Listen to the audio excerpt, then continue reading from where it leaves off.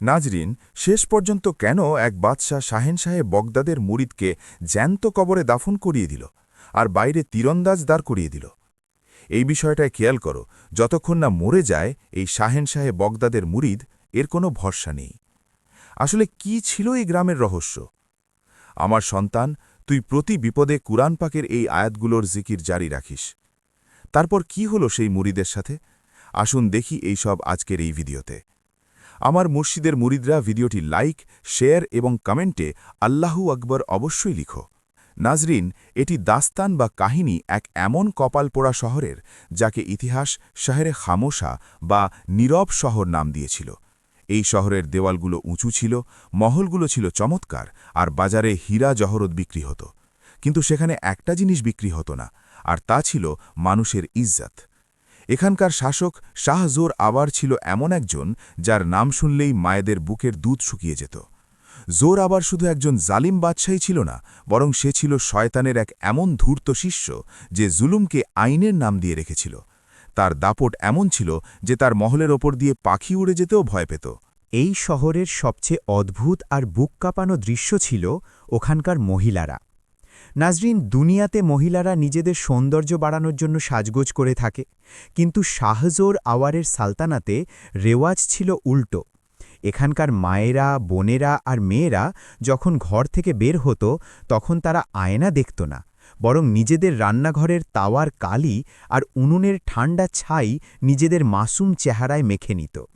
জোয়ান মেয়েরা কোমর ঝুটিয়ে খুঁড়িয়ে খুঁড়িয়ে চলত, যাতে কেউ তাদের জোয়ান না ভাবে।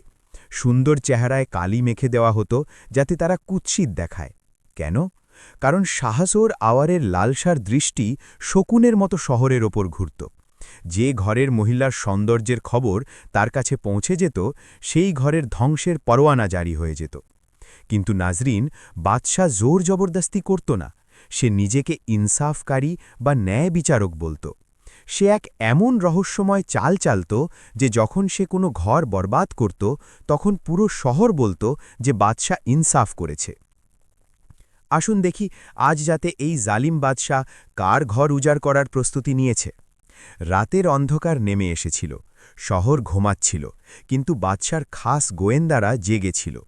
এরা ছিল দুই ছায়া, যারা কালো পোশাকে আবৃত হয়ে বিড়ালের মতো পা টিপে টিপে এক গরিব মহল্লার দিকে এগোচ্ছিল। এই মহল্লা শহরের শেষ প্রান্তে ছিল, যেখানে মজুর আর কৃষকরা থাকত। গোয়েন্দারা একটা ভাঙা কাঁচা ঘরের সামনে গিয়ে থামল। এই ঘরটি ছিল এক গরিব তন্তুবাই বা কাপড় বোনা রহিম চাচার। রহিম চাচা তাহাজ্জুদ গুজার এবং অত্যন্ত শরীফ মানুষ ছিল, কিন্তু তার অপরাধ শুধু এতটুকুই ছিল যে তার যুবতী মেয়ের পবিত্রতা আর সৌন্দর্যের খবর বাদশার চরেরা পেয়ে গিয়েছিল। গোয়েন্দারা বড় চতুরতার সাথে দেয়াল টপকাল। উঠানে রহিম চাচার পুরনো জুতোজোড়া পড়েছিল। এক গোয়েন্দা আস্তে করে সেই জুতোজোড়া তুলল এবং তার তলায় লেগে থাকা শুকনো মাটি খুঁটে নিয়ে এক রেশমি রুমালে জমা করল।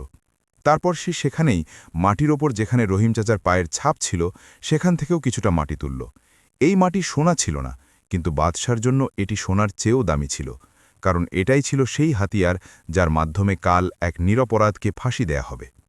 দ্বিতীয় গোয়েন্দা ফিসফিস করে বলল, কাজ হয়ে গেছে, জলদি চলো, এর আগে যে কেউ জেগে যায়। বাদশাহ সালামত অপেক্ষা করছেন। সেই দুই ছায়া মাটির সেই পুটলি নিয়ে উধাও হয়ে গেল। ঘরের ভেতর মহিম চাচা আর তার মেয়ে বেখবর হয়ে ঘুমাচ্ছিল যে তাদের ধ্বংসের আয়োজন সম্পন্ন হয়ে গেছে।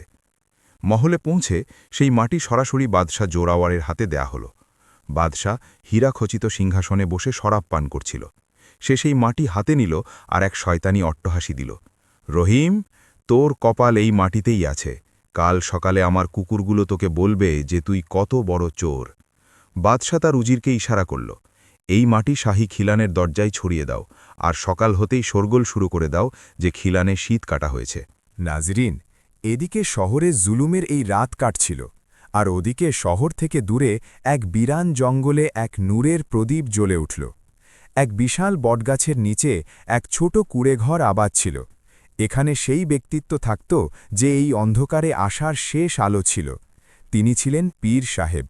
পীর সাহেবের চেহারা দেখলে খোদাকে মনে পড়ে যেত। সাদা নুরানি দাড়ি তার বুকে সাজানো ছিল, মাথায় সবুজ আমামা আর হাতে তসবিহ ছিল। তিনি সেই সময়ের কুতুব শাহেনশাহে বাগদাদ রহমতুল্লাহে আলাইহির একনিষ্ঠ ও প্রিয় মুরিদ ছিলেন। পীর সাহেব দুনিয়া থেকে বিচ্ছিন্ন হয়ে এখানে আল্লাহ আল্লাহ করতেন। রাতের শেষ প্রহরে পীর সাহেব হঠাৎ ধ্যানে মগ্ন অবস্থা থেকে ধড়ফড় করে জেগে উঠলেন। তার চেহারায় দুশ্চিন্তা ছিল। তার এক খাদেম জিজ্ঞেস করল, হুজুর, সব ঠিক আছে তো? পীর সাহেব আসমানের দিকে তাকালেন আর অশ্রু সজল চোখে বললেন, আমি বাতাসে বারুদের গন্ধ পাচ্ছি।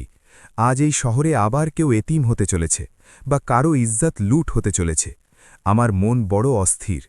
পীর সাহেব জায়নামাজ বিছিয়ে নিলেন আর আল্লাহর দরবারে সেজদায় পড়ে গেলেন। ইয়া আল্লাহ, আমি দুর্বল, কিন্তু তুমি শক্তিশালী। এই জনপদের মাজলুমদের হেফাজত করো। সকালের সূর্য উদিত হল। মানুষ কেবল চোখ খুলেছে এমন সময় শাহী কেল্লা থেকে দামামা বেজে উঠল। সৈন্যরা ঘোড়ায় চড়ে শহরের অলিতে গলিতে ছড়িয়ে পড়ল।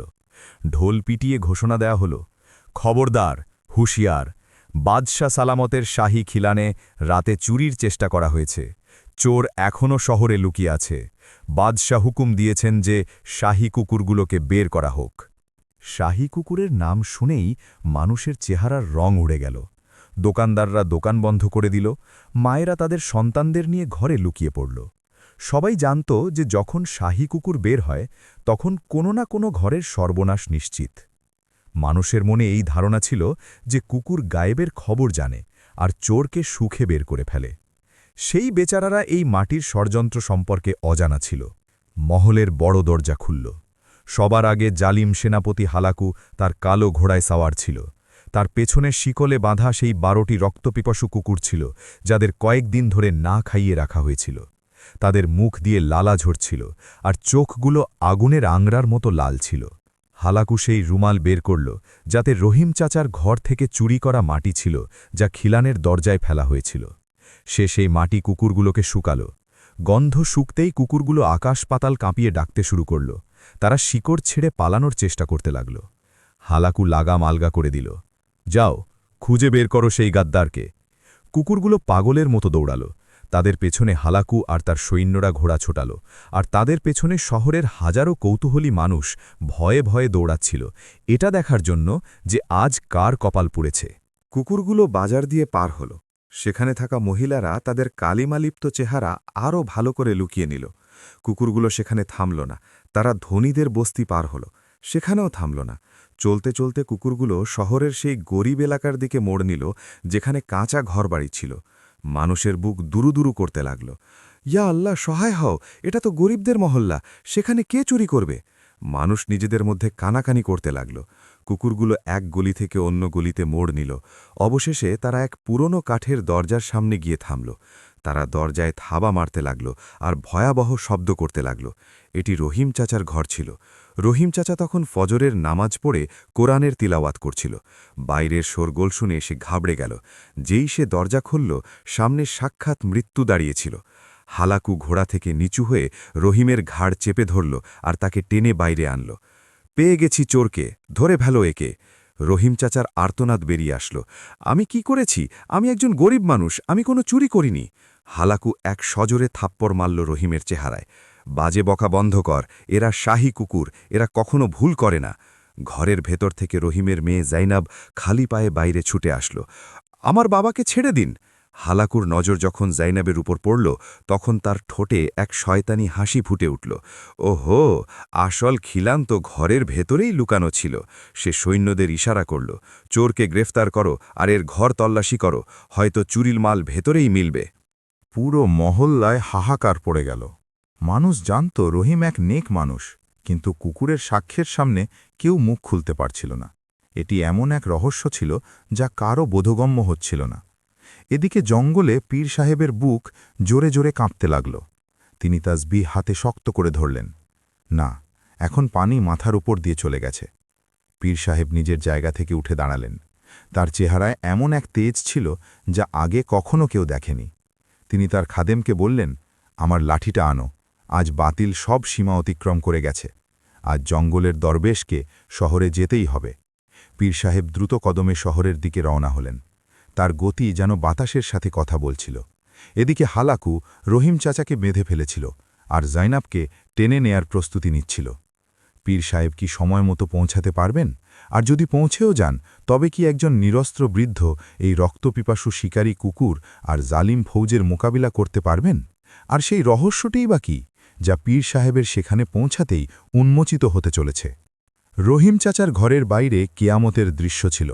জালিম সেনাপতি হালাকু রহিমের গলায় তলোয়ার রেখেছিল, আর তার মেয়ে জাইনবকে সৈন্যরা টেনে নিয়ে চলেছিল। সেই 12টি রক্তপিপাসু শিকারী কুকুর, যাদের মুখ থেকে লালা ঝরছিল, তারা রহিম চাচাকে ছিঁড়ে খাওয়ার জন্য ছটফট করছিল। শুধু হালাকুর ইশারার অপেক্ষায় ছিল। সাধারণ মানুষ ছিল অসহায়।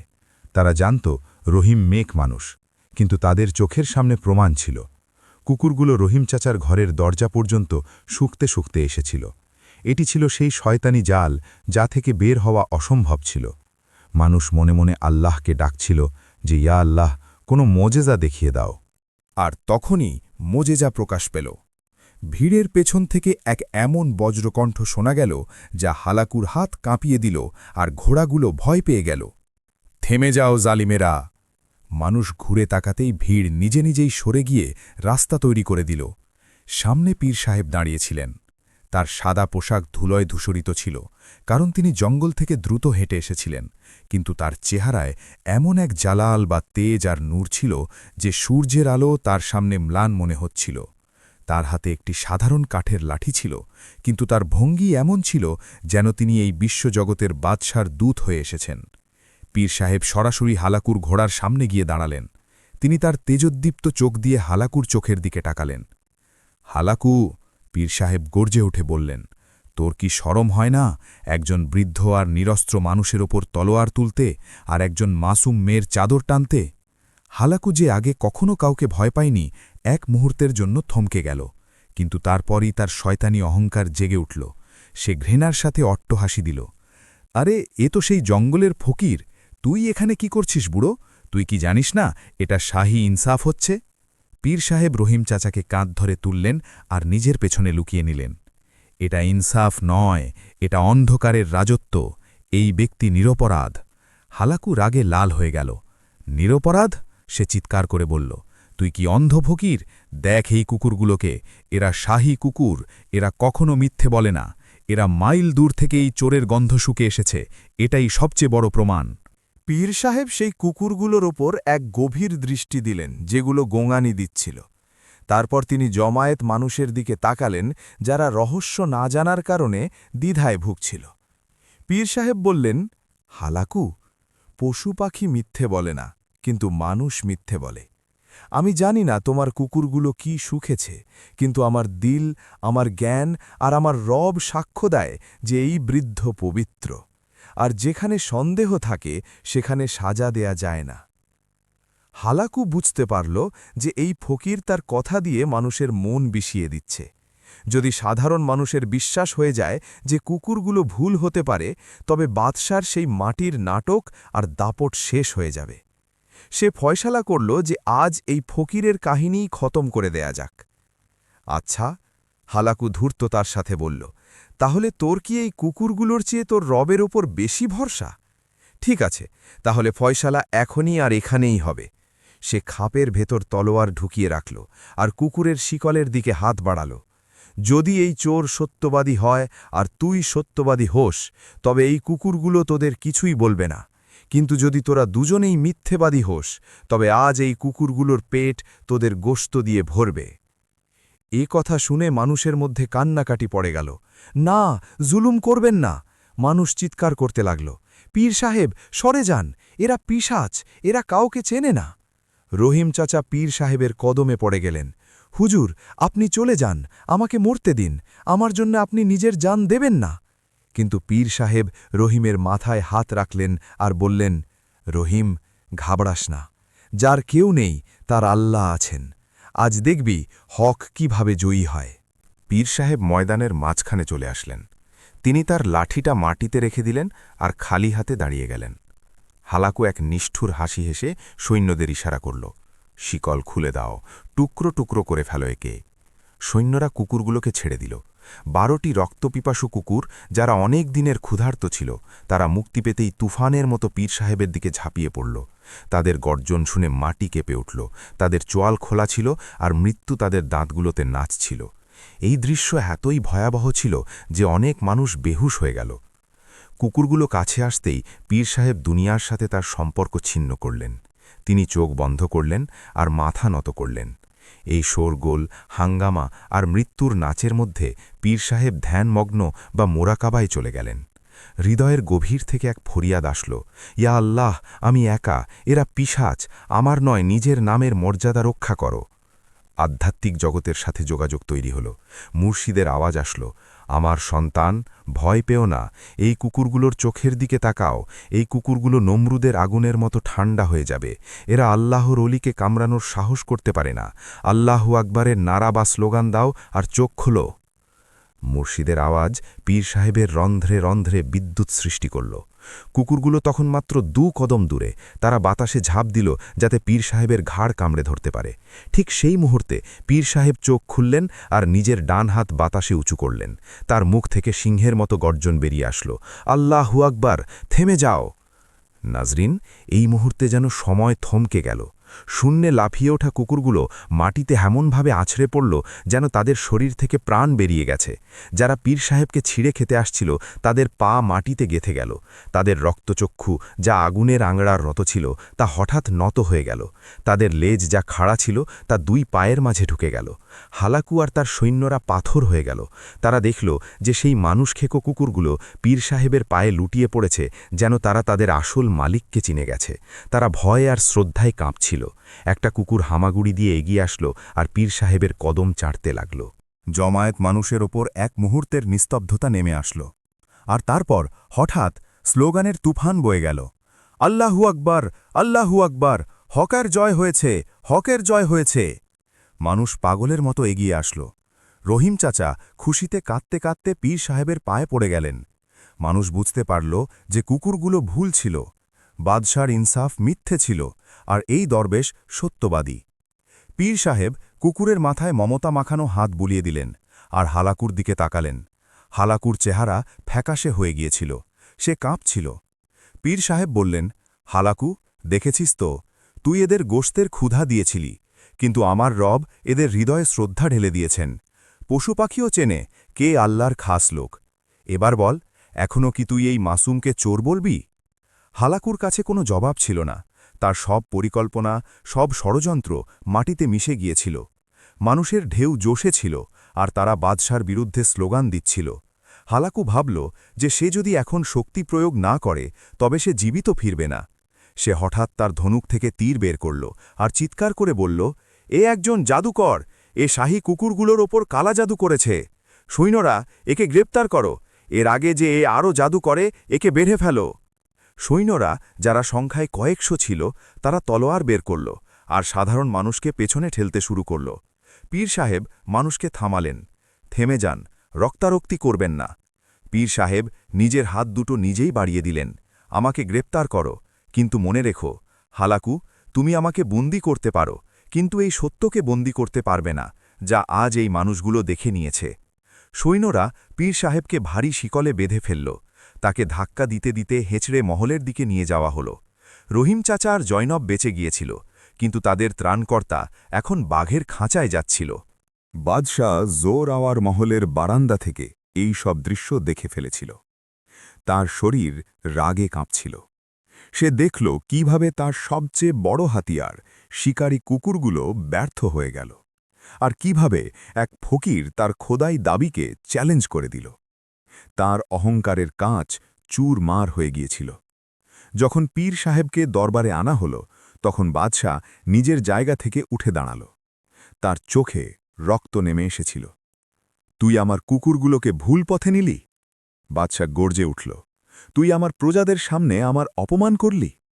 পীর সাহেব শিকল পরা অবস্থায়ও মাথা নত করলেন না। আমি শুধু তোর মিথ্যের পর্দা ফাঁস করেছি। জোরাওয়ার, তোর মাটির চাল আর তোর কুকুররা এখন তোকে বাঁচাতে পারবে না। তওবা কর, হয়তো আমার রব তোকে মাফ করে দেবেন।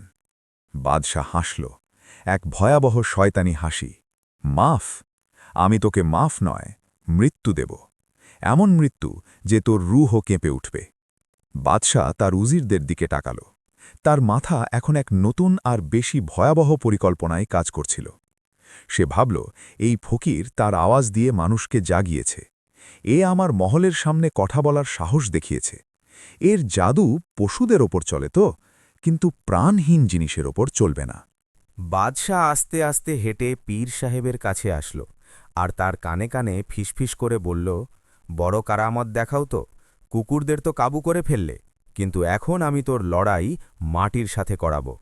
বাদশাহ ঘুরে দরবারে ঘোষণা করল, এই ফকিরের সাজা হল মৃত্যু, কিন্তু সহজ মৃত্যু নয়। একে শহরের পুরনো কবরস্থানে নিয়ে যাও, এক গভীর কবর খোঁড়ো, আর একে জ্যান্ত, হ্যাঁ, একে জ্যান্ত এই কবরে দাফন করে দাও। দরবারীরাও কেঁপে উঠল, জ্যান্ত দাফন? বাদশাহ আরও বলল, এর ওপর এতটা মাটি দিবি যাতে এর আওয়াজ বাইরে আসতে না পারে, আর এই কবরের ওপর আমার সেরা তীরন্দাজরা পাহারা দেবে। যদি এ বাইরে বেরোনোর চেষ্টা করে তবে একে ঝাঁঝরা করে দিবি। আমি চাই যে এ তিলে তিলে অন্ধকারে চিৎকার করে করে মরুক। পীর সাহেবের চেহারায় শান্তি ছিল। তিনি বাদশার চোখের দিকে তাকালেন আর এক ঐতিহাসিক বাক্য বললেন, জোর আওয়ার, তুই আমাকে মাটিতে লুকিয়ে রাখতে পারিস, কিন্তু আমার জিকিরকে নয়। তুই আমাকে আজ দাফন করবি, কিন্তু কাল সকালে তুই সেই কবর থেকেই সেই আওয়াজ শুনতে পাবি যাকে তুই মেটাতে চাইছিস। সৈন্যরা পীর সাহেবকে টেনে নিয়ে গেল। শহরে খবর আগুনের মতো ছড়িয়ে পড়ল যে পীর সাহেবকে জ্যান্ত দাফন করা হচ্ছে। মানুষ ঘরের ভেতর বসে কাঁদছিল, দোয়া করছিল। সন্ধ্যার ছায়া ঘন হতে লাগল। কবরস্থানে গর্ত খোঁড়া হয়ে গিয়েছিল। আসলেই কি আজ হকের আওয়াজ চিরতরে দাফন হয়ে যাবে, নাকি কবরের অন্ধকারে এমন কোনো মোজেজা হবে যা বাদশার আগামী সকালকে কেয়ামাত বানিয়ে দেবে? বাতাস থেমে গিয়েছিল, পাখিরা তাদের বাসায় শান্ত হয়ে গিয়েছিল, আর পুরো পরিবেশে এক অদ্ভুত বিষণ্ণতা বিরাজ করছিল। শাহী কেল্লার ভারী দরজা খুলল, আর এক ভয়াবহ মিছিল বাইরে আসল। আগে আগে বাদশার অশ্বারোহী দল ছিল, যাদের হাতে মশাল ছিল। মাঝখানে একটি গরুর গাড়ি ছিল, যাতে পীর সাহেবকে শিকলে বেঁধে বসিয়ে রাখা হয়েছিল, আর পেছনে জালিম সেনাপতি হালাকু তার সেরা তীরন্দাজদের সাথে আসছিল। এই মিছিল শহরের প্রাচীন আর বিরান কবরস্থানের দিকে যাচ্ছিল। শহরের মানুষ তাদের ঘরের ছাদে উঠেছিল, জানালার আড়াল থেকে দেখছিল। কারও সাহস ছিল না যে বাইরে বেরিয়ে বাদশার হুকুম রুখতে পারে, কিন্তু প্রতিটি চোখ ছিল অশ্রু সজল। সেই বৃদ্ধ, যিনি তাদের ইজ্জত বাঁচালেন, যিনি তাদের জন্য হিংস্র পশুদের মোকাবেলা করলেন, আজ সেই বৃদ্ধই নিজের কবরের দিকে যাচ্ছিলেন। মহিলারা তাদের সন্তানদের কানে হাত দিয়ে কাঁদছিল, যাতে তারা শিকলের শব্দ শুনতে না পায়। পীর সাহেবের চেহারা মুবারক এই অন্ধকারেও জলজল করছিল। তিনি একেবারে প্রশান্ত ছিলেন। তার কপালে ঘামের এক ফোঁটাও ছিল না। তার মুখে অনবরত জিকির জারি ছিল, হাসবুনাল্লাহু ওয়া নিয়ামাল ওয়াকিল, হাসবুনাল্লাহু ওয়া নিয়ামাল ওয়াকিল। মিছিল শহর থেকে বাইরে বের হল এবং বিরান জায়গায় অবস্থিত কবরস্থানে পৌঁছে গেল। এই জায়গাটি অত্যন্ত ভয়ঙ্কর ছিল। এখানে পুরনো ভাঙাসোরা কবর ছিল, ঝোপঝাড় গজিয়েছিল, আর চারদিকে এক নিস্তব্ধতা বিরাজ করছিল। কবরস্থানের মাঝখানে বাদশার হুকুমে আগে থেকেই এক গভীর গর্ত খোঁড়া হয়ে গিয়েছিল। এটি কোনো সাধারণ কবর ছিল না, এটি একটি কুঁয়োর মতো গভীর আর সরু গর্ত ছিল, যার উদ্দেশ্য শুধু লাশ লোকানো নয়, বরং জ্যান্ত মানুষের দম বন্ধ করা ছিল। হালাকু ঘোড়া থামাল আর নিচে নামল। সে পীর সাহেবের বাহু ধরে তাকে গাড়ি থেকে নিচে নামাল আর কবরের কিনারায় নিয়ে গিয়ে দাঁড় করাল। হালাকু কবরের দিকে ইশারা করল আর উপহাস করে হাসল। দেখে নাও ফকির, এটা তোমার শেষ ঠিকানা। বাদশাহ সালামাত তোমার জন্যই বিশেষ মহল তৈরি করিয়েছেন। পীর সাহেব এক নজর সেই গভীর গর্তের উপর দিলেন, তারপর আসমানের দিকে তাকালেন। হালাকু, এই মাটির উদর মায়ের কোলের চেয়েও বেশি দয়ালু হতে পারে যদি রব রাজি থাকেন। তুমি আমাকে অন্ধকারে ঠেলে দিচ্ছ, কিন্তু আমার রব সেখানেও নূর পয়দা করতে পারেন। হালাকু বিরক্ত হয়ে গেল। সে আশা করেছিল যে মৃত্যুকে সামনে দেখে এই বৃদ্ধ কাঁদবে, মিনতি করবে, ক্ষমা চাইবে, কিন্তু এখানে তো মৃত্যুর কোনো ভয়ই ছিল না। অনেক কথা বলিস তুই, হালাকু গর্জে উঠল। সৈন্যরা, একে ধাক্কা দাও। থেমে যাও। পীর সাহেব হাত তুললেন। আমাকে ধাক্কা দেওয়ার দরকার নেই, আমি নিজেই যাব, কিন্তু আমার এক শেষ ইচ্ছা আছে। হালাকু জিজ্ঞেস করল, কি ইচ্ছা? আমাকে অজু করতে দাও আর দুরাকাত নামাজ পড়তে দাও। আমি আমার রবের কাছে পবিত্র হয়ে যেতে চাই। হালাকু কিছুক্ষণ ভাবল, তারপর অনুমতি দিয়ে দিল। করে নে তোর শেষ ইবাদাত, এমনিতেও কয়েক মিনিট পর তোর শ্বাস থেমে যাবে। পীর সাহেবের হাতের হাতকড়া খুলে দেয়া হল। তিনি পাশেই রাখা পানি দিয়ে অজু করলেন। তার অজুর ফোঁটাগুলো যখন শুকনো মাটিতে পড়ল, তখন মাটি থেকে এক স্নিগ্ধ সুগন্ধ আসতে লাগল। পীর সাহেব সেখানেই কবরের কিনারায় জায়নামাজ বিছালেন আর নামাজের নিয়ত করলেন। এটি ছিল তার জীবনের সবচেয়ে প্রশান্তময় নামাজ। সিজদায় গিয়ে তিনি তার রবের কাছে ফিসফিস করে বললেন, ইয়া আল্লাহ, এই জালিমরা আমাকে মেটাতে চায়, এরা আমার আওয়াজ চেপে দেয়ার কসম খেয়েছে। তুমি সাক্ষী থেকো, আমি তোমার নাম বুলন্দ করার চেষ্টা করেছি, এখন আমার হেফাজত করো। তারপর ধ্যানের কিছু মুহূর্ত আসল। মুর্শিদের আধ্যাত্মিক পয়গাম আসল, ঘাবড়িও না, কবরে নেমে যাও, এই কবর তোমার জন্য সংকীর্ণ হবে না। আজ রাতে তুমি মাটির নিচে হবে আর তোমার জিকির আসমানে হবে। পীর সাহেবের চেহারায় এক বিজয়ের হাসি ছিল।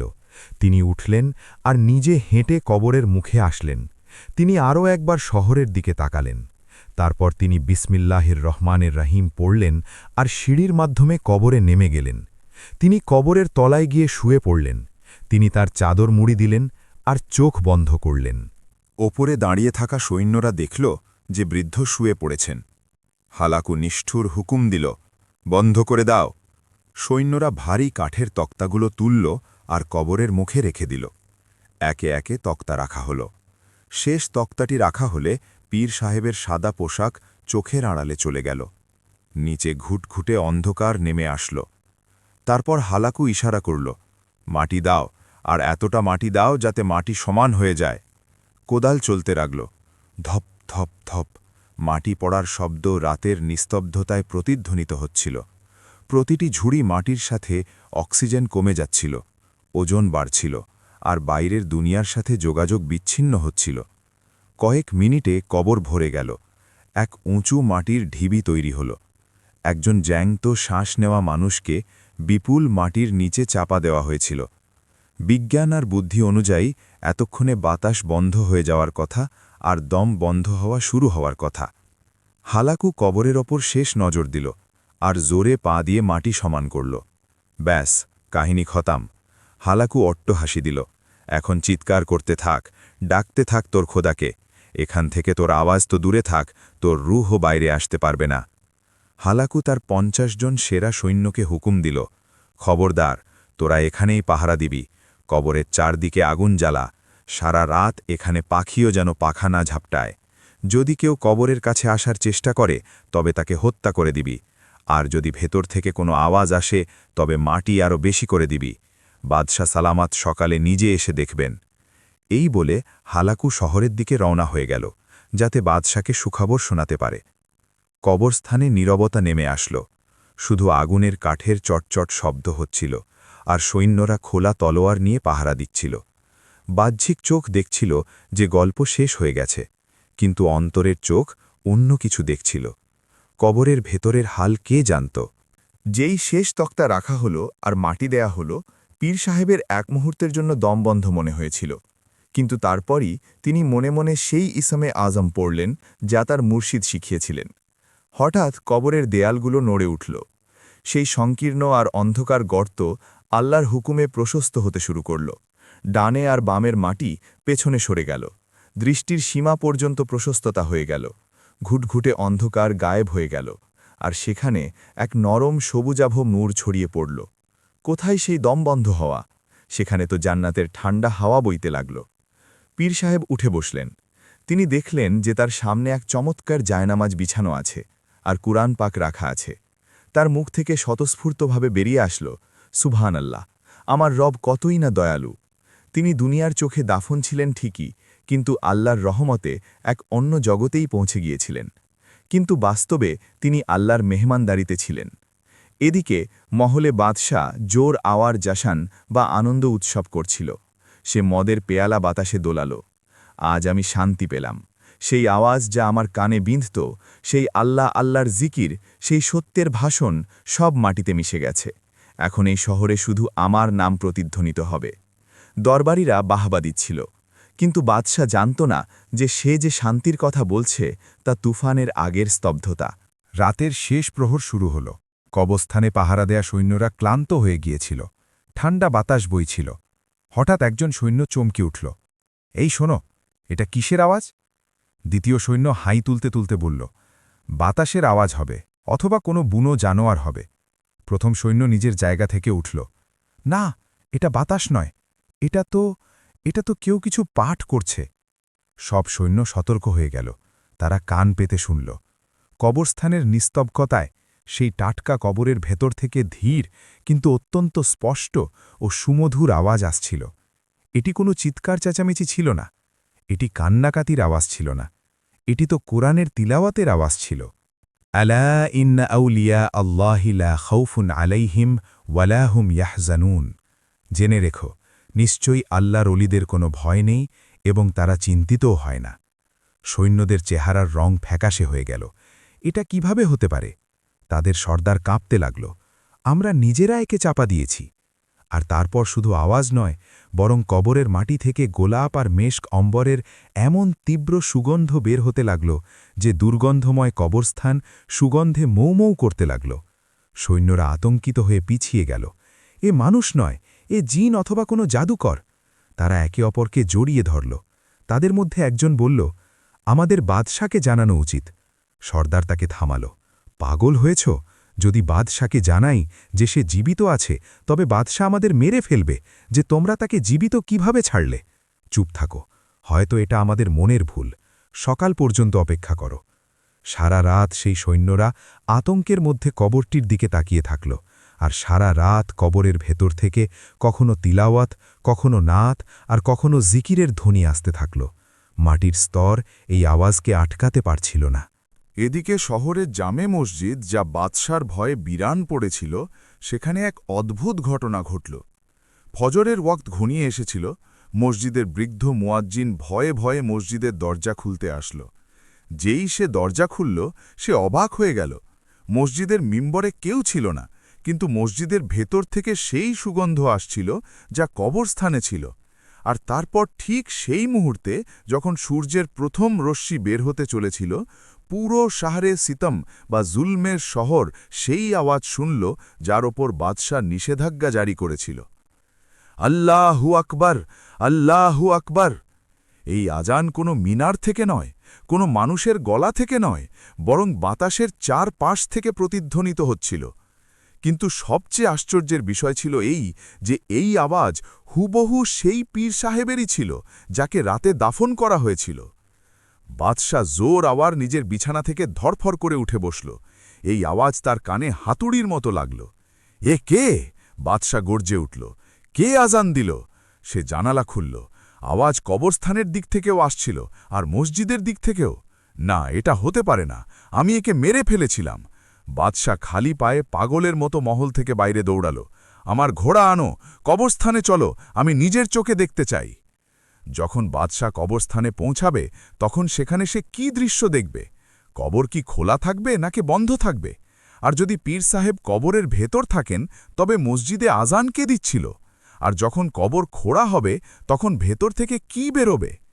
সকালের আলো ছড়িয়ে পড়েছিল, কিন্তু বাদশাহ জোর আওয়ারের চোখের সামনে অন্ধকার ছিল। সে নিজের ঘোড়াকে পাগলের মতো চাবুক মারছিল, আর তার পেছনে তার পুরো লস্কর হাঁপাতে হাঁপাতে কবরস্থানের দিকে দৌড়াচ্ছিল। বাতাসে এখনও সেই রহস্যময় আজানের প্রতিধ্বনি বাকি ছিল, যা বাদশার মহলের দেওয়ালগুলো কাঁপিয়ে দিয়েছিল। সেই আওয়াজ, সেই ভঙ্গি হুবহু সেই ফকিরেরই ছিল যাকে রাতের অন্ধকারে বিপুল মাটির নিচে চাপা দেওয়া হয়েছিল। বাদশাহ কবরস্থানে পৌঁছাল তো সেখানকার দৃশ্য দেখে তার হুঁশ উড়ে গেল। রাতে যে ৫০ জন সেরা তীরন্দাজ পাহারায় বসানো হয়েছিল, তারা সবাই মাটিতে বেহুশ পড়েছিল। তাদের অস্ত্রগুলো ছড়িয়ে ছিটিয়েছিল, আর চেহারায় চরম ভয় ও বিস্ময়ের চিহ্ন ছিল। হালাকু একটি কবরের ফলকে ঠেঁস দিয়ে বসেছিল। তার শরীর কাঁপছিল, আর চোখগুলো খোলা রয়ে গিয়েছিল। বাদশাহ ঘোড়া থেকে লাফিয়ে নামল এবং হালাকুর ঘাড় ধরে তাকে ঝাঁকাল। বল, কি হয়েছে এখানে? সেই আওয়াজ কিসের ছিল? তোরা কি ঘুমিয়ে পড়েছিলি? হালাকু কাঁপা কণ্ঠ জবাব দিল, না বাদশাহ সালামত, আমরা জেগেই ছিলাম। খোদার কসম, আমরা জেগেই ছিলাম। কিন্তু সারা রাত এই কবরের ভেতর থেকে এমন তিলাওয়াতের আওয়াজ আসতে থাকল যে আমাদের কলিজা কেঁপে উঠেছিল। আর তারপর কিছুক্ষণ আগে কবরের ভেতর থেকে এক নূর বের হলো যা আমাদের চোখ ধাঁধিয়ে দিল। আর তারপর আজানের আওয়াজ আসলো। আমরা কিছুই করতে পারিনি। বাজে কথা। বাদশা তাকে ধাক্কা দিল। তোরা সবাই কাপুরুষ, সে জাদুকর, সে তোদের চোখের ভুল দেখিয়েছে। মাটি যেখানে ছিল সেখানেই আছে, সে ভেতরেই মরে গেছে। বাদশা কবরের মুখের কাছে গেল। মাটির ঢিবি ঠিক তেমনই ছিল যেমনটা রাতে রেখে যাওয়া হয়েছিল। আপাতদৃষ্টিতে একে কেউ হাত পর্যন্ত দেয়নি। বাদশা স্বস্তির নিঃশ্বাস ফেলল। দেখ, মাটি ঠিক আছে, মরা মানুষ কথা বলে না, এই আওয়াজগুলো তোদের মনের ভুল ছিল। কিন্তু উজির আতঙ্কিত হয়ে বলল, হুজুর, এই গন্ধ, আপনি কি এই গোলাপের গন্ধ অনুভব করছেন না? এই বিরান কবরস্থানে এই জান্নাতের গন্ধ কোথা থেকে আসলো? আসলেই কবরের মাটি থেকে এমন গন্ধ বের হচ্ছিল যা সব দুর্গন্ধ ও পচা গন্ধ দূর করে দিয়েছিল। বাদশার সন্দেহ আবার জেগে উঠল। তার মনের ভয় তাকে শান্তিতে থাকতে দিচ্ছিল না। খোঁড়ো একে! বাদশা পাগলের মতো চিৎকার করে হুকুম দিল, এক্ষুনি, এই মুহূর্তে এই কবর খোঁড়ো। আমার এই ফকিরের লাশ চাই, আমি এর ভাঙা হাড়গুলো দেখতে চাই, তবেই আমার বিশ্বাস হবে। মজুরদের ডাকা হল। কোদাল চলতে লাগল। সৈন্যরা মাটি সরানো শুরু করল। খচ খচ খচ মাটি সরানো হচ্ছিল। বাদশাহ অস্থির হয়ে পায়চারি করছিল। সাধারণ মানুষও দূরের টিলার ওপর দাঁড়িয়ে এই দৃশ্য দেখছিল। সবার বুক দুরুদুরু করছিল। অর্ধেক মাটি সরে গেল। তারপর কাঠের তক্তাগুলো দেখা যেতে লাগল। তক্তা সরাও! বাদশাহ চিৎকার করল। সৈন্যরা কাঁপা কাঁপা হাতে কাঠের তক্তাগুলো সরাল। কবরের মুখ খুলে গেল। সূর্যের আলো ভেতরে প্রবেশ করল। বাদশাহ ঝুঁকে ভেতরে দেখল। পরের মুহূর্তেই বাদশাহর মুখ থেকে এক এমন চিৎকার বেরিয়ে আসলো যেন সে নিজের মৃত্যু দেখে ফেলেছে। এ কোথায় গেল? নাজরিন, কবর খালি ছিল। সেখানে না পীর সাহেব ছিলেন, না তার লাশ, না কোনো কাফন। সেই গভীর ও সংকীর্ণ গর্ত, যাকে রাতে বন্ধ করা হয়েছিল, এখন একেবারে পরিষ্কার ও প্রশস্ত লাগছিল। কিন্তু তা একেবারে খালি ছিল না। সেখানে ঠিক সেই জায়গায় যেখানে পীর সাহেবকে শোয়ানো হয়েছিল, সেখানে তাজা গোলাপ ফুলের এক বিছানা পাতা ছিল, যার ওপর শিশির বিন্দু জলজল করছিল। আর সেই ফুলগুলোর ওপর সেই জায়নামাজ বিছানো ছিল যা পীর সাহেবের কাঁধে থাকত। আর কবরের ভেজা দেয়ালে আঙুল দিয়ে লেখা ছিল, আল্লাহই যথেষ্ট। বাদশাহ পাথর হয়ে গেল। এ অসম্ভব, সে বিড়বিড় করতে লাগল। মাটি খেয়ে ফেলল একে, নাকি আকাশ গিলে নিল? পাহারা ছিল, মাটি ছিল, তবে সেই শরীর কোথায় গেল? সে রাগে কবরে থাঁপ দিল। দেয়ালগুলো হাতড়াল। কোনো গোপন রাস্তা নেই, কোনো সুড়ঙ্গ নেই। এটি বিজ্ঞান ও বুদ্ধির বাইরের বিষয় ছিল। ঠিক সেই মুহূর্তে শহরের দিক থেকে এক ঘোড়সওয়ার সৈন্য পাগলের মতো দৌড়ে আসল। তার ঘোড়াটি মুখ থুবড়ে পড়ে গেল। বাদশাহ সালামত, গজব হয়ে গেছে! সৈন্যটি দূর থেকে চিৎকার করল। বাদশাহ কবর থেকে মাথা বের করল। কি হয়েছে? সৈন্যটি হাঁপাতে হাঁপাতে বলল, হুজুর, আপনি এখানে মাটি খুঁজছেন, আর সেই ফকির তো শহরের জামে মসজিদের মিম্বরে বসে মানুষকে ওয়াজ করছেন। পুরো শহর সেখানে ভেঙে পড়েছে। এ কথা শোনা মাত্র বাদশার পায়ের নিচ থেকে মাটি সরে গেল। মসজিদে? জি হুজুর, মানুষ বলছে যে পীর সাহেব কবর থেকে সরাসরি মসজিদে পৌঁছে গেছেন, তিনি জীবিত। বাদশার ভয় এখন জেদ আর পাগলপনোর রূপ নিল। তার মনে হল তার সাথে অনেক বড় মস্করা করা হয়েছে।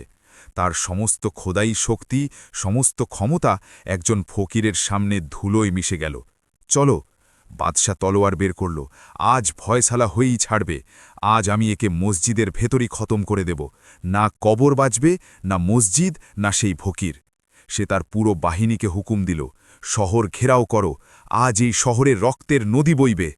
বাদশার তার লস্কর তুফানের মতো শহরের দিকে দৌড়াল।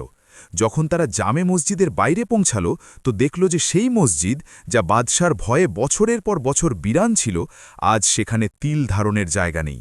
হাজার হাজার মানুষ, পুরুষ, শিশু, বৃদ্ধ সেখানে জমা হয়েছে। তাদের চেহারা থেকে বাদশার ভয় শেষ হয়ে গেছে।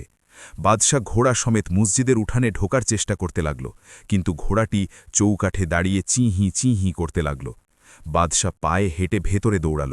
হাতের নগ্ন তলোয়ার ছিল। ভেতরের দৃশ্য ছিল অদ্ভুত। পীর সাহেব মিম্বরে উপবিষ্ট ছিলেন। তার পোশাক, সাদা কুর্তা, একেবারে পরিষ্কার ছিল, তাতে মাটির একটা ধুলোও ছিল না। তিনি এমন শান্তভাবে বসেছিলেন যেন নিজের ঘরের উঠানে বসে আছেন। তার চেহারার নূর এমন ছিল যে বাদশার তলোয়ারের চমকও ফিকে হয়ে গেল। বাদশাকে নগ্ন তলোয়ার নিয়ে দেখে জমায়েত মানুষের মধ্যে চাঞ্চল্য তৈরি হল, কিন্তু পীর সাহেব হাত তুলে সবাইকে শান্ত থাকার ইশারা করলেন। বাদশাহ ভিড় ঠেলে সামনে আসলো এবং পীর সাহেবের সামনে দাঁড়িয়ে গেল। সে হাঁপাচ্ছিল। তুই বাদশাহ তলোয়ারে রাগা পীর সাহেবের দিকে করল। তুই বাইরে কিভাবে বেরোলি? আমি তোকে দাফন করেছিলাম, আমার চোখের সামনে তোকে মাটিতে চাপা দেয়া হয়েছিল, তুই এখানে কিভাবে পৌঁছালি? জোরাবার, তুই আমার শরীরকে বন্দী করার চেষ্টা করেছিলি, কিন্তু আল্লাহওয়ালাদের রুহ স্বাধীন হয়। তুই আমাকে মাটির হাতে সঁপে দিয়েছিলি, আমি নিজেকে রবের হাতে সঁপে দিয়েছিলাম। আর যখন বান্দা রবের হয়ে যায়, তখন মাটি তাকে চাপে না, বরং রাস্তা করে দেয়। বাজে কথা! বাদশাহ চিৎকার করল। এটা জাদু! তুই কোনো সুড়ঙ্গ খুঁড়েছিলি, তুই আমাকে ধোঁকা দিচ্ছিস। পীর সাহেব তেজদীপ্ত হয়ে দাঁড়িয়ে গেলেন। সুড়ঙ্গ মাটিতে নয়, সুড়ঙ্গ আমার আর আমার রবের মাঝখানে ছিল। ওরে বাদশাহ, শুনে রাখ, আমার মুর্শিদ আমাকে সুসংবাদ দিয়েছিলেন যে তোর কবর তোর কারাগার নয়, বরং তোর মেরাজ হবে। আল্লাহ তার ফেরেশতাদের পাঠিয়েছেন, তারা আমাকে সেখান থেকে তুলে এখানে মসজিদে এনে বসিয়েছেন। দেখ, আমার পোশাকে মাটির একটা দাগও নেই, অথচ তোর পুরো অস্তিত্ব গুনাহের মাটিতে মাখা। এ কথা শুনে জমায়েত মানুষ স্লোগান দিল, আল্লাহু আকবার, আল্লাহু আকবার। মানুষের ঈমান এখন পাহাড়ের মতো মজবুত হয়ে গিয়েছিল। একজন যুবক উঠে দাঁড়ালো এবং বলল, বাদশাহ সালামত, এবার থামুন, ইনি আল্লাহর অলি, এনার সাথে টক্কর দেবেন না, তওবা করুন। অন্য লোকেরাও বলে উঠল, হ্যাঁ, তওবা করো, নইলে আযাব আসবে। বাদশাহ দেখল যে তার প্রজারা এখন তার বিরুদ্ধে কথা বলছে। এটি ছিল বিদ্রোহ, এটি ছিল তার মৃত্যু। তার অহংকার তাকে অন্ধ করে দিয়েছিল। চুপ কর সবাই! বাদশাহ গর্জে উঠল, তোরা সবাই বিদ্রোহী হয়ে গেছিস। তোদের মনে হয় যে এই ফকির তোদের বাঁচিয়ে নেবে? সে পীর সাহেবের দিকে তলোয়ার দোলাল। তুই কবর থেকে বেঁচে গেছিস, কুকুরদের থেকে বেঁচে গেছিস, কিন্তু এখন আর বাঁচবি না। এখন আমি তোকে কোনো চাল চলতে দেব না। বাদশাহ পিছিয়ে গিয়ে তার সেনাপতি হালাকু আর বাহিনীকে হুকুম দিল, এই মসজিদকে চারপাশ থেকে ঘেরাও করো, কামান বা মঞ্জনি নিয়ে এসো, বারুদ আনো। আমি এই মসজিদকে মুসল্লিসহ মাটির সাথে মিশিয়ে দেব। আজ এই শহরের নাম মুছে যাবে। মানুষের মধ্যে ভয় ছড়িয়ে পড়ল। বাদশাহ পাগল হয়ে গিয়েছিল। সে পুরো মসজিদ উড়িয়ে দেওয়ার হুকুম দিচ্ছিল। পীর সাহেব বললেন, জোরাওয়ার, থেমে যা। আল্লাহর ঘরের ওপর হামলা করিস না, নইলে তোর শিকড় কেটে যাবে। এটি শেষ সতর্কবাণী। বাদশাহ অট্টহাসি দিল, আমার শিকড় অনেক গভীরে ফকির, এখন তুই তোর তামাশা দেখ। আজ কোনো আল্লাহ তোকে বাঁচাবে না। এই বলে বাদশাহ মসজিদ থেকে বেরিয়ে গেল এবং তার বাহিনীকে ব্যূহ রচনার হুকুম দিয়ে দিল।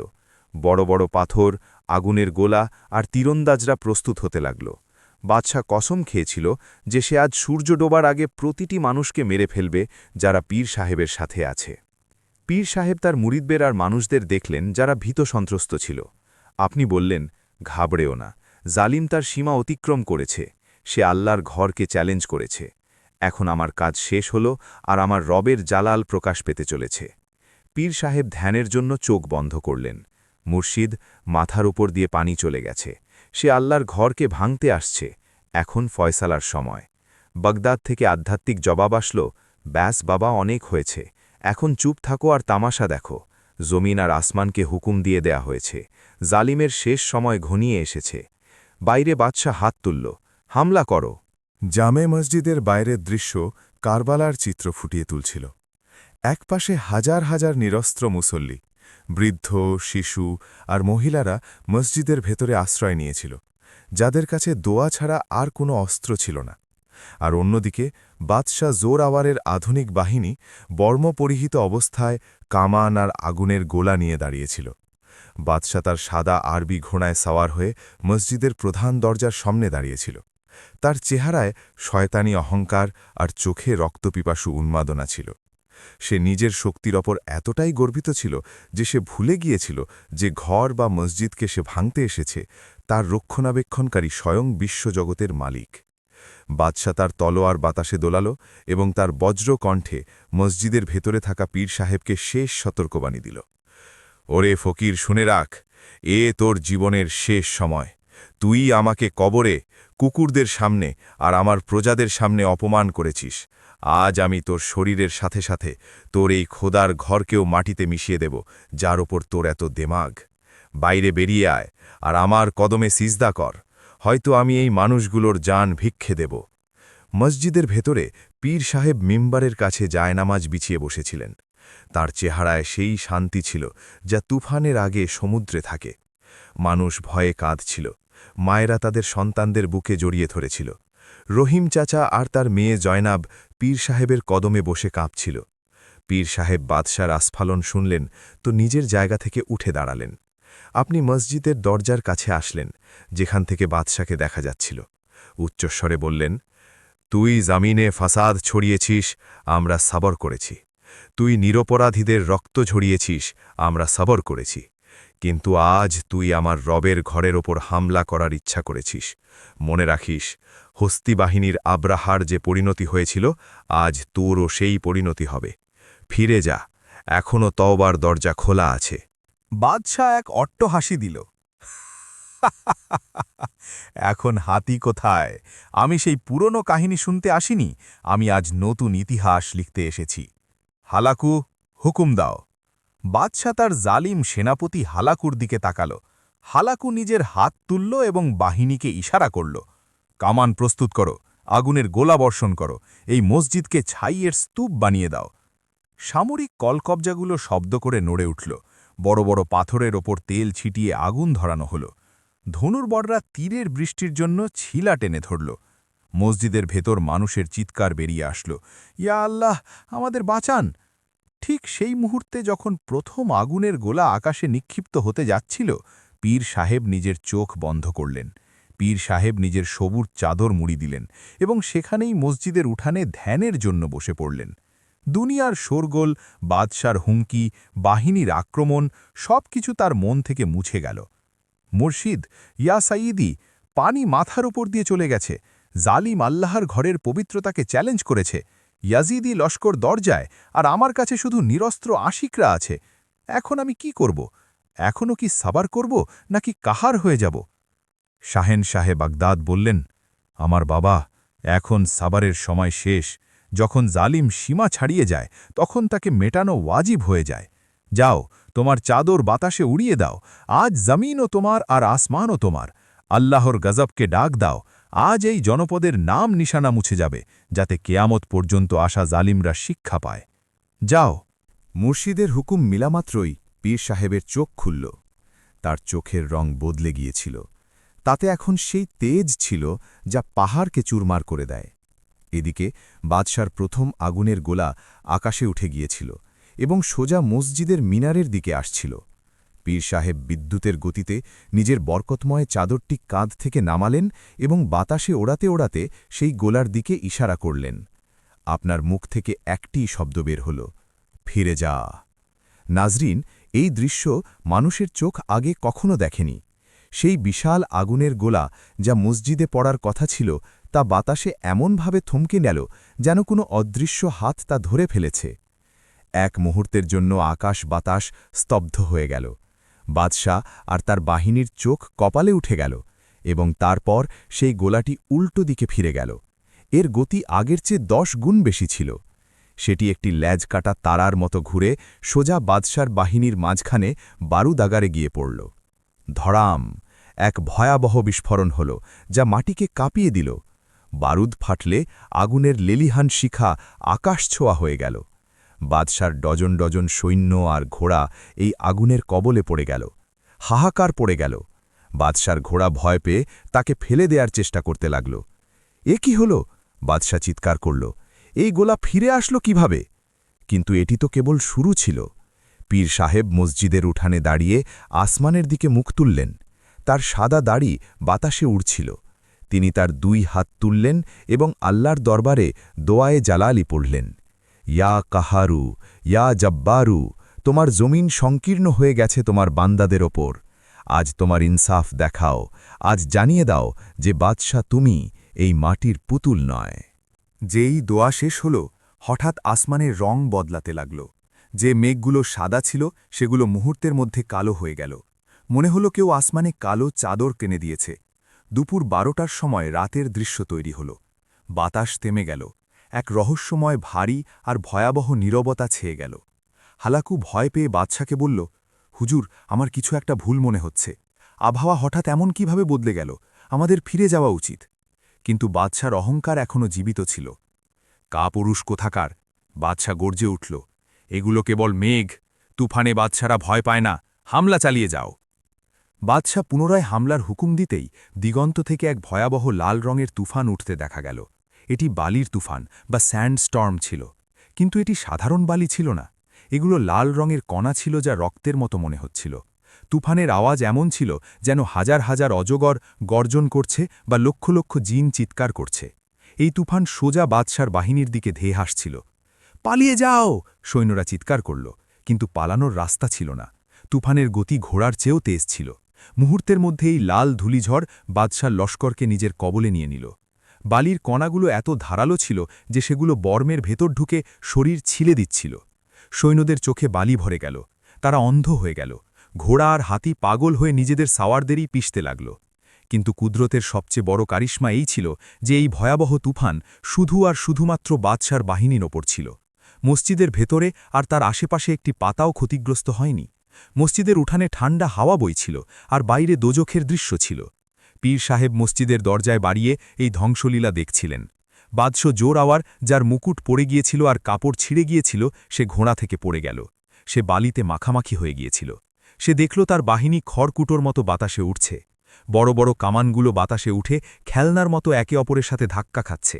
সে প্রথমবারের মতো নিজের মৃত্যু দেখতে পেল। না, আমি বাদশা, আমি মরতে পারি না! সে বালি খেতে খেতে চিৎকার করল। কিন্তু আজাব এখনও শেষ হয়নি।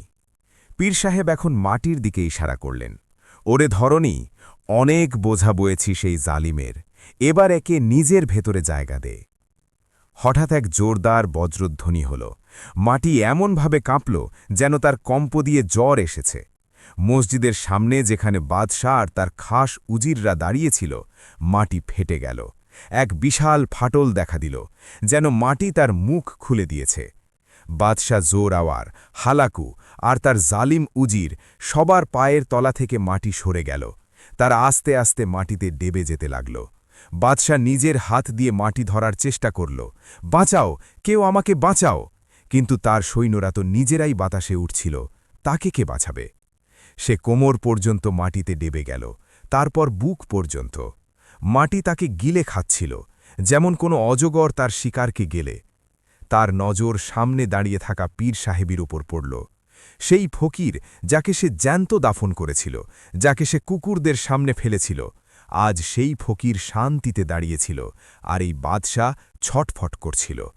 বাদশার শক্ত হয়ে থাকা ঘাড় শেষ পর্যন্ত নুয়ে গেল। পীর সাহেব! বাদশা কাঁদতে কাঁদতে চিৎকার করল, আমাকে মাফ করে দিন, আমি হেরে গেছি, আপনার রব সত্য, আমাকে বাঁচান। পীর সাহেবের চেহারায় দুঃখের ছায়া ফুটে উঠল। আল্লাহওয়ালারা শত্রুর কষ্টেও খুশি হন না। আপনি কয়েক কদম সামনে বাড়লেন। বাদশার মনে হল হয়তো তাকে বাঁচিয়ে নেওয়া হবে, কিন্তু পীর সাহেব থেমে গেলেন। তিনি আসমানের দিকে তাকালেন এবং তারপর বাদশার দিকে তাকিয়ে বললেন, জোর আওয়ার, এখন অনেক দেরি হয়ে গেছে। তওবার দরজা ততক্ষণ খোলা থাকে যতক্ষণ আজাব সামনে না আসে। এটি তোর পরিণতি, যাতে কিয়ামত পর্যন্ত মানুষ মনে রাখে যে অহংকার শুধু আল্লাহর চাদর। যে এটি পরার চেষ্টা করে সে এভাবেই মাটিতে মিশে যায়। বাদশার চোখে হতাশা আর আতঙ্কের শেষ ঢেউ ফুটে উঠল। না! মাটি এক শেষ ঝাঁকুনি দিল। ফাটল বন্ধ হতে লাগল। বাদশার মাথা, তার মুকুট, তার অহংকার সব কিছু মাটির নিচে বিলীন হয়ে গেল। মাটি সমান হয়ে গেল। সেখানে শুধু তার তলোয়ারের হাতলটা বাইরে রয়ে গেল, যা তার পরাজয়ের চিহ্ন ছিল। বাদশার উধাও হতেই তুফান থেমে গেল। কালো মেঘ সরে গেল, বাতাস থেমে গেল। সেই লাল বালি থিতিয়ে গেল। বাহিনীর যে অংশটুকু বেঁচে গিয়েছিল তারাই দৃশ্য দেখে অস্ত্র ফেলে মাটিতে সেজদায় পড়ে গেল। আমরা তওবা করছি, আমরা তওবা করছি! সৈন্যরা কাঁদছিল। মসজিদের ভেতরে থাকা মানুষ, যারা ভয়ে চোখ বন্ধ করে বসেছিল, তারা যখন এই হঠাৎ নীরবতা অনুভব করল, তখন বাইরে বেরিয়ে আসল। দৃশ্য দেখে সবার মুখ বন্ধ হয়ে গেল। সেই ময়দান, যা কিছুক্ষণ আগে বাহিনীতে ভরা ছিল, এখন পরিষ্কার ছিল। কামানগুলো ভেঙে পড়েছিল, ঘোড়াগুলো পালিয়ে গিয়েছিল, আর জালিম বাদশার নাম নিশানা মুছে গিয়েছিল। মাটি তাকে এমনভাবে লুকিয়ে ফেলেছিল যেন সে কখনো ছিলই না। রহিম চাচা আর জায়নাব দৌড়ে পীর সাহেবের কদমে এসে পড়ল। হুজুর, আপনি আমাদের নতুন জীবন দিয়েছেন। পীর সাহেব তাদের তুললেন এবং বললেন, সুক্রিয়া সেই সত্তার আদায় করো যিনি পিঁপড়ার ফরিয়াদও শোনেন আর বাদশার সিংহাসনও উল্টে দেন। আজ এই শহর থেকে জোর আওয়ারের রাজত্ব শেষ হল আর রাবে করিমের নিজাম শুরু হল। পরের মুহূর্তেই মেঘ পুরোপুরি সরে গেল এবং এক উজ্জ্বল ঝলমলে রোদ বেরিয়ে আসল। এই রোদে অদ্ভুত এক শীতলতা ছিল। মানুষ খুশিতে কাঁদছিল। মহিলারা তাদের চেহারা থেকে সেই অপয়া কালি পরিষ্কার করতে শুরু করল। এখন তাদের কোনো বাদশার ভয় ছিল না। তারা স্বাধীন ছিল। মেয়েরা এখন মাথা উঁচু করে চলতে পারত। পীর সাহেব হুকুম দিলেন, এই শহরের নাম আজ থেকে শহরে সিতম নয় বরং ওয়াদিয়ে নূর হবে। যাও, নিজের ঘরে যাও। আজকের পর এখানে কেউ না খেয়ে ঘুমাবে না, কোনো মেয়ে ভয় পাবে না, আর কোনো জালিম মাথা তুলবে না। তারপর পীর সাহেব মাটিতে ডেবে যাওয়া বাদশাহের তলোয়ারের হাতলের কাছে গিয়ে একটি কাঠের ফলক গেঁথে দিলেন এবং বললেন, এখানে সেই বাদশাহ দাফন আছে যে খোদা হওয়ার চেষ্টা করেছিল। এই জায়গাটি কেয়ামত পর্যন্ত আগতদের জন্য শিক্ষণীয় নিদর্শন হয়ে থাকবে। কিছুদিন পর পীর সাহেব সেখান থেকে বিদায় নেওয়ার ইচ্ছা করলেন। পুরো শহর তাকে আটকানোর জন্য ভেঙে পড়ল। মানুষ তার ঘোড়ার লাগাম ধরে কাঁদছিল, আমাদের ছেড়ে যাবেন না পীর সাহেব, আপনাকে ছাড়া আমরা এতিম হয়ে যাব। পীর সাহেব হেসে নিজের সাদা দাড়িতে হাত বুলিয়ে বললেন, আমি কোথাও যাচ্ছি না। আল্লাহওয়ালারা শরীর দিয়ে চলে যান ঠিকই, কিন্তু তাদের শিক্ষা আর তাদের আধ্যাত্মিকতা সবসময় ওখানেই থাকে। শুধু একটা ওয়াদা করো, কখনো আল্লাহর রশি ছাড়বে না, আর কখনো কোনো মাজলুমের দীর্ঘশ্বাস নিও না। যতক্ষণ তোমরা ন্যাক থাকবে, আমার রব তোমাদের হেফাজত করবেন। পীর সাহেব নিজের ঘোড়া শহরের দরজার বাইরে বের করলেন। সূর্য ডুবছিল, তার ছায়া লম্বা হতে থাকল। তিনি তার কুড়ে ঘর, তার জঙ্গল আর তার একাকিত্বের দিকে ফিরে যাচ্ছিলেন, কিন্তু পেছনে এক পুরো জাতিকে জাগিয়ে দিয়ে যাচ্ছিলেন। আর এভাবেই এক জালিম বাদশাহের কাহিনী শেষ হল এবং এক দরবেশের কারামত অমর হয়ে রইল। এটিই ছিল সেই ঈমান জাগানিয়া কাহিনী যা আমাদের জানায় যে শক্তি বাহিনীতে নয়, ঈমানে থাকে। যদি আপনার এই গল্পটি পছন্দ হয়ে থাকে এবং আপনার ঈমান সতেজ হয়ে থাকে, তবে কমেন্টে আল্লাহু আকবার বা সুবহান আল্লাহ অবশ্যই লিখুন এবং এই ভিডিওটি আপনার বন্ধুদের সাথে শেয়ার করুন। কে জানে, আপনার একটি শেয়ারে হয়তো কোনো হতাশ মানুষ আশা খুঁজে পাবে।